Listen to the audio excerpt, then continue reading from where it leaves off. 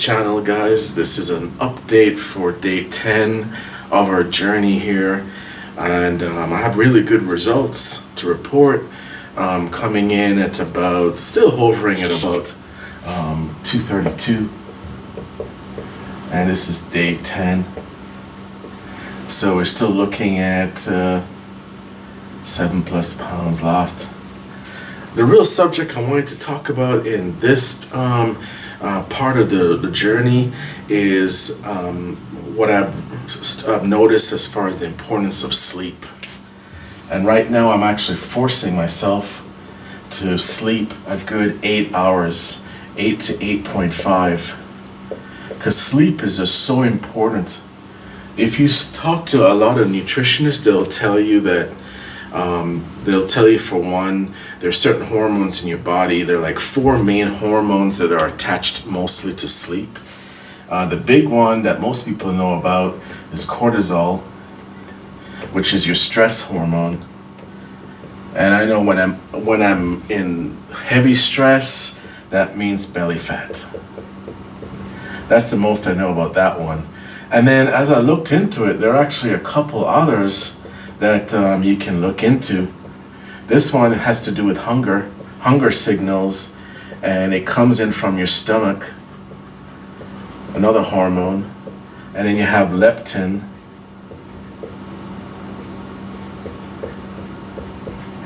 and that's from your fat cells, and that is more like a suppressor. It's basically a hormone when it's in good balance with sleep. It basically tells you that you're full. Whereas this one, when you're lacking sleep, it's telling you you're more hungry. And that's why most people that I learned actually their calorie intake is higher when they have 5 hours or less. Because it makes sense, you have more time to eat. And most people don't realize that when you're sleep deprived, your brain sometimes plays tricks with you. It's almost like you get more reward from eating. And I actually looked into it, and it's all linked to all these different hormones that are in our body that balance our rhythm as far as day and night. So by me forcing myself to actually strive to get 8 hours sleep, I think I'm actually going to be getting the right balance of the good hormones. Of course, there are going to be hormones that are in your body that are survival hormones to try and get you to eat more when you're actually hungry, and they all serve a purpose. But it just seems that they're out of whack when you're in this zone of only 5 hours sleep. So that's one of the main things I wanted to talk about in this edition or this update. Because as I get to a certain weight loss results, I want to maintain and go forward. So going forward, I'm actually going to intensify my exercise. And I'll be sharing a lot more about what I'm doing as far as my exercises. You can actually see in previous editions of this journal that I actually turn a lot to stair climbing, jump rope, and also I like to do burpees, so I'm going to be sharing my burpees with you. Burpees is like a combination of jumping jacks and push-ups, and it's really effective for a full body workout. So that's what we're going to be looking at going forward. I really welcome as many questions that you may have, but I did want to highlight the issue with sleep. Just taking a look at all of these different hormones that are in our body that actually impact our sleep. The other thing too is your sugar. If you're actually looking at sugar as far as sugar in your bloodstream, I found out that there's more sugar in your body if you get fewer hours of sleep, which means that now your body's going to have to kick in to compensate because you are trying to balance the sugar in your body. And we all know that when you have sugar imbalances or you have higher sugar, then that can lead to weight gain. So definitely look into these hormones here. But this one is insulin. and then there's cortisol, and you'll be pretty amazed once you find out exactly all the different roles that play in your body. But definitely strive. You're going to get great results if you're not already there between 8 to 9 hours sleep. I'm actually forcing myself. Once I start shutting down the eating at about 7 or 8 o'clock at night, I do feel my body actually going into the rhythm of preparing my body for sleep. And that's awesome, because once you get into that rhythm and it's a steady rhythm, then you're gonna feel a lot more refreshed when you wake up.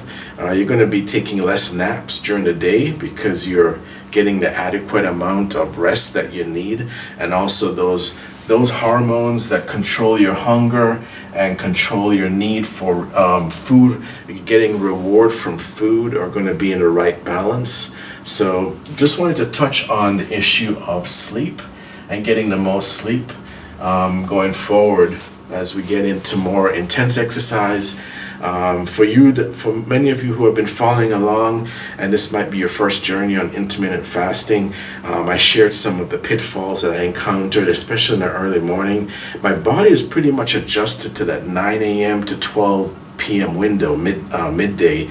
In the first 3 to 4 days, my body really struggled to get used to the fact that I'm not going to eat anything until 12 noon. And that was a major adjustment, but I turned to drinking a lot of green tea in the morning, and that really helped me a lot, to the point now where if I do wake up, let's say 9 o'clock or 8:30, 9 o'clock, then I do have 2 cups of green tea, and that will help me to get to midday. So I hope that all these tips are helping you get through, on this journey. And of course, I always show my disclaimer, this is my journey, and if you do take 0% to 100% of what I'm offering here towards yourself, do keep in mind that you should check with your physician or your licensed dietitian to make sure that this is safe for you. This isn't a departure from our norm. As far as eating is concerned, is sticking to a 12 p.m. to 8 p.m. window. And in some cases now, as I get more into it, I find like my last meal is at 7 p.m. And it's okay. But you're going to really enjoy you're going to feel really rewarded with the initial few pounds that you lose. I do feel a big difference in my body after losing 7 or 8 pounds. And then going forward, my next goal, of course, I mentioned my short-term goal as far as January is concerned. So I'm sticking to that. I've already achieved the first milestone, which was losing about 7 pounds in the first 7 days. And then the next milestone will be to lose another 13 pounds by the end of January. And that will be through intensifying my exercise while exercising, portion control, which I mentioned in a previous video, and then of course sticking to my intermediate fasting. So I hope these videos are helping you. I wanted it to be a series so that when I do get to video 182, I'll be a lot thinner than I am now, feeling a lot better in shape. My cholesterol will be lower, my weight will be lower, everything will be just good as far as where I started to where 182 is. So I do hope that these videos are impactful, are helpful, are knowledgeable, and also I just want to motivate you because we're actually chronicling my results as we go along, and that actually gives me motivation to stick to it and produce the results that I am shooting for and videotaping for my subscribers. So thank you for your time, and I wish you all the best, all the blessings as far as your journey in 2021. Thank you.